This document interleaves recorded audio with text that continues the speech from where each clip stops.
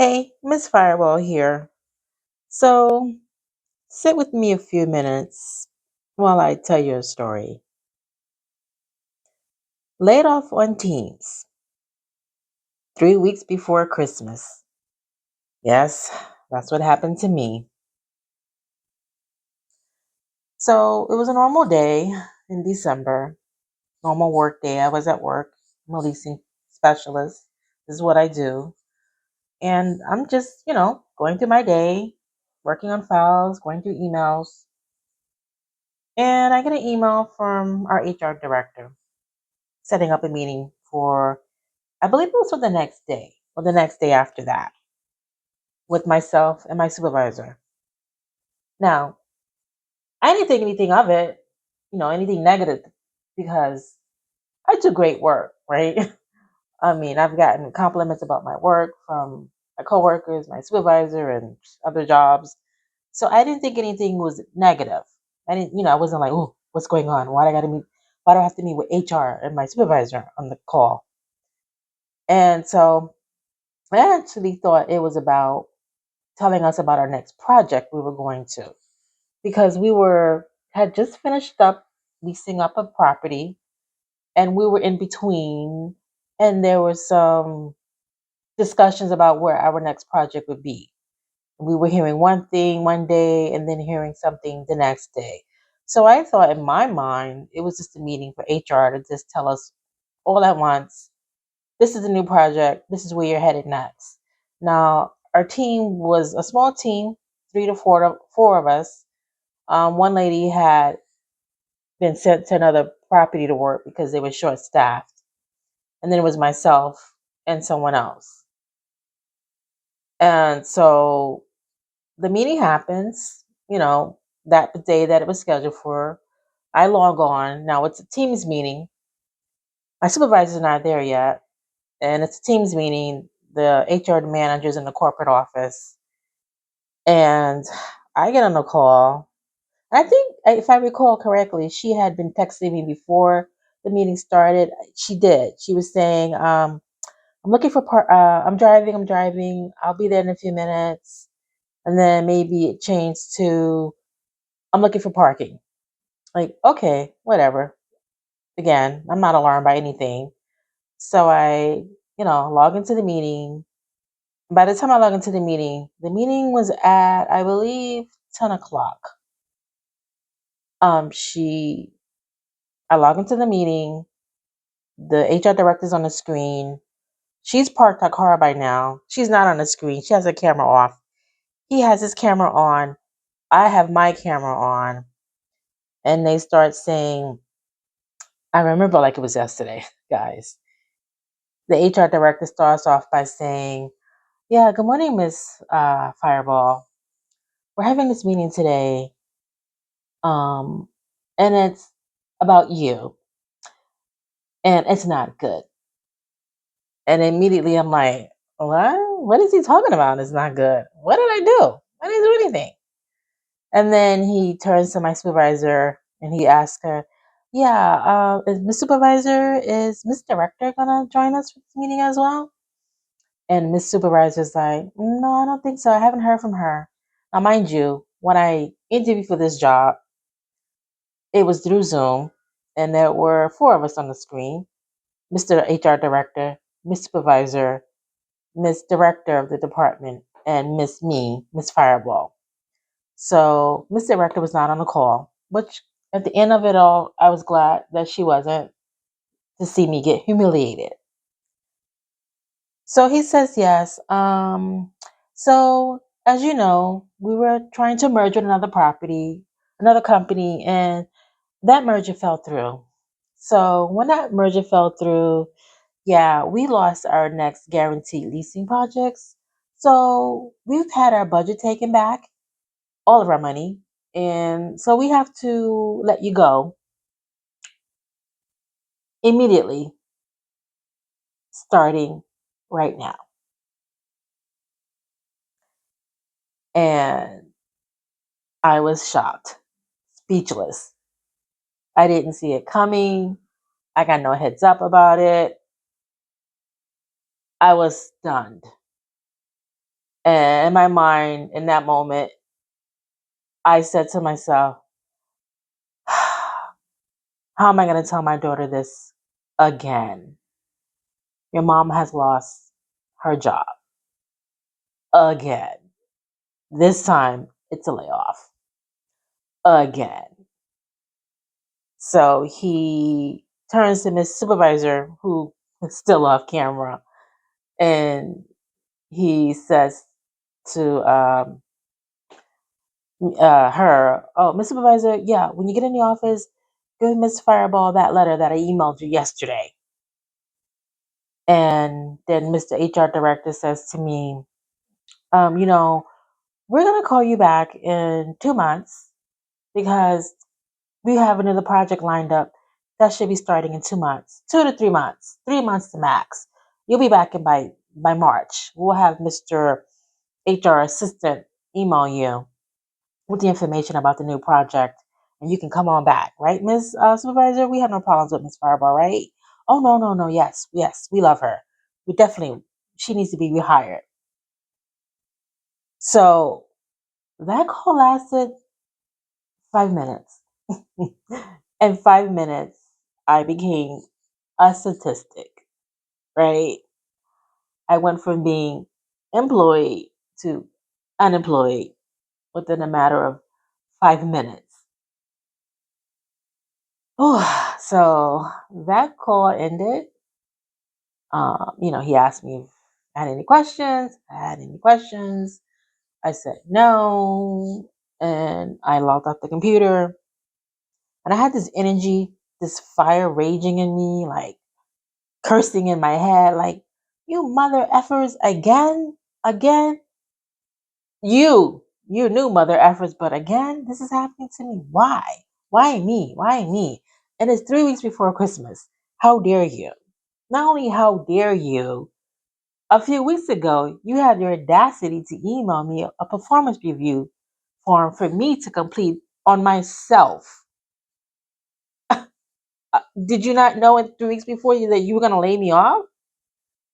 And I had to send this performance review in to HR and then to the supervisor so she can put her comments. And I was so upset because I knew I was going to get, I expected to get a nice bonus. And I hadn't even been there a year. I was 1 month short of working there a year. So anyway, call ended. And immediately, supervisor calls me on the phone now. Oh my God, I'm so sorry, Miss Fireball. I'm so sorry. Oh my God. Mr. HR Director told me that this may happen to you. And I'm really sorry. I'm really sorry. I told him to hold off for a few days. Please, please, please. Now, what happened to my other person in our department? She had left a few weeks before. So she had quit before she got fired. So she was saved from the layoff or the firing. The other person, like I said, was relocated to another property because they were short staffed. Lucky her. And Miss Supervisor said, oh my God, I'm so sorry. She goes, I'll be up in a few minutes. I'm parking my car. I found the parking spot. I'll be up in a few minutes. Wait for me. I have to give you the letter. And But we hang up and I have my shopping bags and I start packing because I'm the type that always has like bags in my desk at work. So I start packing all my stuff, mad, furious, like, not again. It's 3 weeks before Christmas. Now what? I have bills to do. Why me? I was a good worker. Why not somebody else, right? So she comes upstairs and she goes, oh my God, I'm so sorry, Miss Fireball. You know, this company, they lack communication. They don't tell people anything. They just told me a few days ago that they were gonna have to let you go. And and then even the HR director, I believe he said it, but she definitely said it. She said that they tried to find other offices or locations they could put me in, they could fit me in, and they just couldn't. They couldn't find any place to place me. And so this was the result of it. Yeah. So she offered to drive me home. And in that moment, the last thing I wanted to do was sit next to her in a car. Drive me home for what? I can get home. I'm gonna sit in the car with somebody who just witnessed me being laid off for what? I would say within 15 minutes flat, all my stuff was packed. I said my goodbyes. I told her it was a pleasure working with her. It was nice meeting her because it was. And she says, we'll keep in touch. Hopefully, you can come back. And I say, yeah, you know. And I walked down to the lobby, hiding my face. I remember it, hiding my face from the security guard. Had my hoodie over my head and my coat because the security guard is very friendly and always nice, saying hello. And I didn't. And I remember I carried my shopping bag with my stuff in it on my right hand side, so the security guard wouldn't see my big bag of stuff to ask, "What happened? Are you leaving?" And I remember I just walked out the door and didn't engage the security guard. I didn't look up, and I got on the train and I came home. I got on the train and I came home, and yeah, yeah. I think I got to work at 9. And by 11, I was home and unemployed and upset as hell and panicked and feared and stressed and said, not again. What am I going to tell my daughter again? Because this has happened before. The last time I got laid off, this company actually had the courtesy to do it in person. Actually, no, I was out that day. So in my case, everybody had got called in and were laid off in person, one by one, in a staff meeting. However, they had the courtesy to let us know a month in advance that we were going to, they wiped out the whole department, all 9 of us. And they had the courtesy to let us know a month in advance and in person. So at least I give them, the kudos for that at least. I mean, at least it wasn't like, an email blast at 6 o'clock in the morning. And I really liked that job. I liked the team. I liked the work. I enjoyed it. I liked my salary. It was the best salary I've ever had. They actually gave me more than what I asked for in my interview. Can you believe that? And so yeah, first few days of unemployment, and it didn't sink in yet. It didn't hit me, and I didn't yeah, I just kind of like just processed it all, and it was 3 weeks before Christmas, and I was in no mood. The holiday spirit had left my body in 5 minutes. And yeah, so I held on to that belief that I would be coming back in in a few months. So I really didn't start looking for a job at all because I thought, "Oh, okay, I'm coming back. What don't you look for a job for, right?" So I probably kind of just like hung out for a bit, and then I realized, well, you need a weekly unemployment check or something coming in the meantime. So I started to, look into that. But yeah, I started panicking because things were due, like rent, phone, electricity. We enjoy eating in my household. And I said again, why me? Why do I keep picking these companies that seem so great in the beginning? I mean, why don't companies tell you in the interview, yeah, there may be a possibility in a few months we may lay you off, Miss Fireball. You want to consider working here or not? Take that into advisement before you sign that offer letter.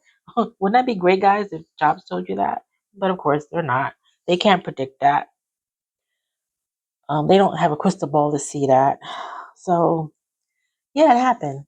I got laid off right before Christmas. Yeah, and I'm still sitting here unemployed. I actually humbled myself, right? They said they were going to call me back, what, February, March? You blink and it'll be May. So I actually did humble myself in April. Well, it was still in April, I should say, a few weeks ago, and I asked about, hey, remember me, Miss Fireball? You guys said you were gonna call me back in like February, March when your new project started. And I sent the HR director email schmoozing him up, saying how much I enjoy working here. I would love to come back, and I did. I do. I did. I don't know which words to use, but one of those. And he responded within 5 minutes and he said, "Oh, hi, Miss Fireball. I'm glad you reached out. Yes, we may have some jobs coming up in the near future and that we will definitely consider you for. We'll be reaching out to you. We'll have our assistant HR, Assistant HR, reach out to you." It's probably been almost like, again, you blink, it'll be a month since that interaction has happened. So, and it's really not looking promising because if I was supposed to come back in February or March, I would have came back then.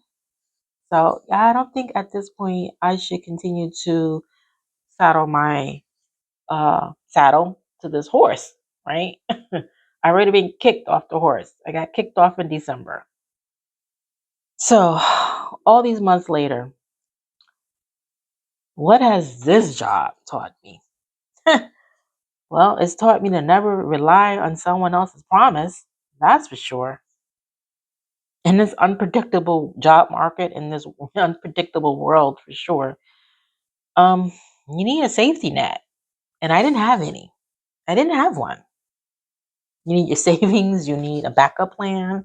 I didn't have that either. um, it's also learned me the power of communication, right? If you guys knew that things were going to go topsy turvy and your merger failed and we're going to have to let go staff, you could have given me a little bit more heads notice than a 1 day email invite for HR to have a conversation with me. To be honest, you could have done better with that. I've also learned this job, I guess this job more clear than others. I think it's finally hitting me that you are only a line item on a company's budget, right? Think about that. They need to save their sinking ship and get rid of some passengers. Uh, you're going to be one of them. And they're not going to throw you a life jacket. I've also learned that my worth isn't defined by a single job or company, right? This experience reminded me that I'm more than a job title. So I'm developing more strengths. I'm being more resilient with other things. I'm focusing on my future. I'm applying to new roles.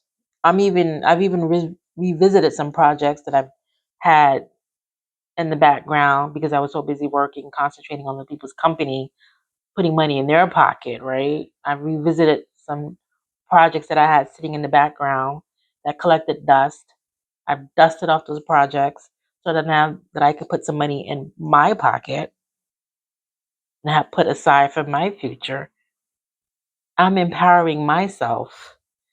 Now I'm chasing my goals, my dreams, instead of putting them in the back burner because I'm doing a 9 to 5 all day. And then when I come home, I'm so tired. I'm too tired to work on me, my future, my present, my goals, my dreams, right? That's what we do a lot with jobs. And I guess now I have all the time in the world to work on me and my goals. So each day I'm reminding myself each day that I'm resilient, I'm capable, and I'm ready for what comes next, right? The tough This is a tough chapter that I'm living through, but I guess it's what they call life and lifing. If you can relate to what I'm going through right now, unemployment and trying to figure out my next steps, um, I see you. I definitely see you, right? It can be scary and frustrating, but your situation can change. Mine's gonna change. And the job that you may have end up leaving can, it's could be much different than the one that you get next. It could be much better, much more fulfilling. So just keep pushing forward one step at a time. Remember, you're not alone. There's people that you can talk to, resources, journal your thoughts, your feelings, connect, reach out to your network. Heck, start your own network. And you can always come here, hang out with me. You can always come here and hang out with me and the other members of our lit crew while we talk about work life, work journey, work trauma, work humor, everything work life, or just real life. So once again, this is Miss Fireball reminding you that you're only a line item on someone's budget. Stay aware, stay informed, stay lit. See you next time. Peace out.